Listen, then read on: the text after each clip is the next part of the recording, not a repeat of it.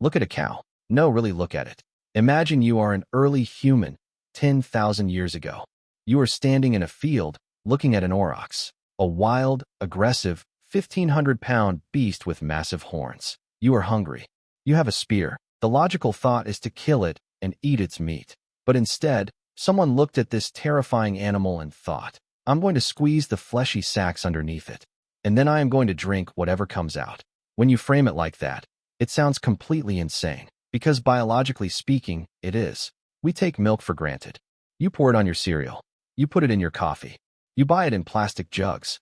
But the act of an adult human drinking another animal's milk is one of the most unnatural behaviors on planet Earth. To understand how humans figured out they could milk animals, you first need to understand that they absolutely shouldn't have. Mammals are defined by milk.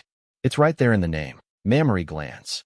But in nature, milk is exclusively for babies. When a mammal is born, it produces an enzyme called lactase. Lactase breaks down lactose, the main sugar found in milk. This allows the baby to absorb nutrients and grow quickly. But nature has a strict schedule. Once the baby is weaned and starts eating solid food, a genetic switch flips. The body stops producing lactase. It shuts the factory down. Why waste energy producing an enzyme you will never need again? Without that enzyme, milk becomes toxic. If an adult mammal drinks milk, the lactose doesn't digest. It ferments in the gut. It draws in water, feeding bacteria, producing massive amounts of gas. The result is severe bloating, cramping, and explosive diarrhea. In a modern context, that's uncomfortable. In the context of the Stone Age, severe diarrhea meant dehydration, and dehydration meant death. For 99% of human history, adult humans were lactose intolerant. Milk was poison. So why on earth did anyone start drinking it? The answer is desperation. Around 10,000 years ago, humans began domesticating animals, sheep, goats, and eventually cattle in the Fertile Crescent. They kept them for meat, for leather, and to pull plows. But early farming was incredibly unreliable. Crops failed. Droughts hit. Winters were brutal. Imagine a winter famine. Your crops are dead. You have a few cows left, but if you kill them for meat, you lose your ability to plow the fields next spring. You are starving. You watch a calf drinking from its mother. You know that white liquid is food, but you also know that adults who drink it get violently ill. When you are starving to death, you take risks. Someone, somewhere, squeezed that milk into a clay bowl, and they made a discovery that changed human history. They probably didn't drink it fresh. If you leave fresh milk out in a warm climate, it goes bad. But going bad is just another word for fermentation. Bacteria in the air fall into the milk and start eating the lactose. They turn the sugars into lactic acid. The liquid thickens. It becomes sour. It turns into yogurt, and eventually into cheese. The bacteria did the work the adult human stomach couldn't do. They destroyed the lactose. Cheese is the ultimate Neolithic survival hack. It takes a toxic, highly perishable liquid and turns it into a safe, storable block of protein and fat. Archaeologists have found pottery strainers in Poland dating back 7,000 years. They contain the chemical signatures of dairy fat. Ancient humans were making cheese long before they could drink milk. But then, something strange happened. A biological glitch. A random mutation.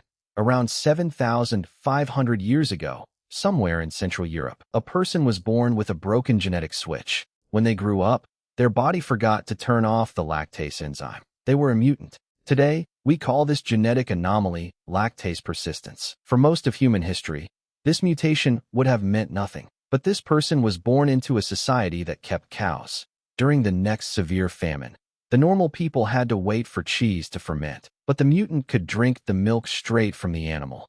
Fresh milk is packed with calories, fat, calcium, and clean water. While the normal people starved or died of diseases from dirty water, the mutant thrived. The mutant survived the winter. The mutant had more children, and they passed that broken genetic switch to the next generation. Evolutionary geneticists call this positive selection, and lactase persistence is one of the strongest evolutionary advantages ever recorded. In just a few thousand years, this mutation swept across Europe. It also happened independently in parts of Africa and the Middle East. The ability to digest milk became a superpower. It allowed tribes to survive in harsh, cold environments. You could harvest food from an animal without having to kill it. Coder 94. But this mutation never reached everyone. Even today, about 65% of the global human population is lactose intolerant. In East Asia, the rate is over 90%. Lactose intolerance isn't a disorder. It is the biological default. Drinking milk is the anomaly. So, if the majority of humans on Earth cannot digest milk properly, how did it become the ultimate symbol of a healthy diet? To answer that, we have to fast forward to the 20th century. Before refrigerators, fresh milk in cities was deadly. In the 1850s, it was known as the white poison. Cows in urban dairies were fed toxic mash from whiskey distilleries. Their milk was blue, thin, and teeming with bacteria. They added chalk and plaster just to make it look white. Infant mortality spiked. Milk was a killer. Then came pasteurization and refrigeration. Suddenly, milk was safe. And it was highly profitable. Farmers bought more cows. They produced more milk. Then came World War I, and the government needed food for soldiers. They subsidized dairy farmers to produce canned and powdered milk. The farmers expanded, expecting the demand to last forever. But the war ended. The soldiers came home, and the farmers were left with an ocean of excess milk. Economically, when supply outweighs demand, the price crashes. The dairy industry was facing total collapse. But dairy farmers had something more powerful than milk. They had political leverage. In the 1920s, the dairy lobby went to the government. They argued that dairy was a vital national asset. So, the government didn't just bail them out. They created a marketing machine that still controls you today. The solution to the milk surplus was simple. Force the public to drink it. Enter the United States Department of Agriculture. The USDA had a dual mandate that makes absolutely no sense. They were supposed to advise the public on nutrition, while simultaneously promoting the agricultural industry. Those two goals are fundamentally in conflict. In 1943, the government released the Basic 7 Food Guide. Milk was given its own entire category. The message was clear: you need this to survive. In 1946, the National School Lunch Act was passed. It mandated that every federally funded school lunch must include whole milk, not because the science demanded it, because the surplus demanded it. They turned children into a captive consumer base. Generation after generation was conditioned to believe milk meant strong bones. But by the 1970s, people started drinking soda. Milk consumption plummeted, but the cows didn't stop producing. The surplus grew so massive, the government had to step in again. They bought millions of tons of dairy with taxpayer money. They stored it in massive underground caves in Missouri. Deep beneath the earth, millions of pounds of government cheese were rotting away. The government realized they couldn't just keep buying the excess.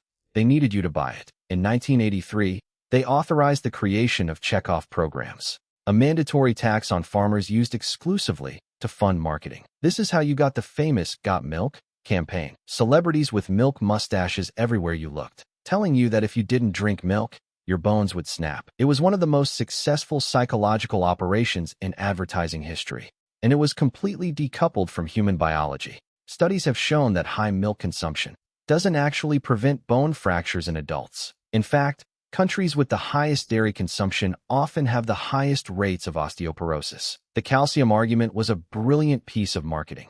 Yes, milk has calcium, but so do beans, leafy greens, and almonds. Foods that won't make 65% of the planet violently ill. But big broccoli didn't have billions of dollars in lobbying power. The dairy industry did. So they partnered with fast food chains to double the cheese on pizzas. They funded the scientists writing the nutritional guidelines. They integrated their product into the very fabric of society. Look at what they accomplished. They took a biological anomaly, a genetic glitch that only a fraction of humanity possesses, and normalized it to the point of invisibility. They made you believe that drinking the breast milk of a completely different species, long after you have stopped breastfeeding yourself, is the absolute foundation of human health. It's not a law of nutrition.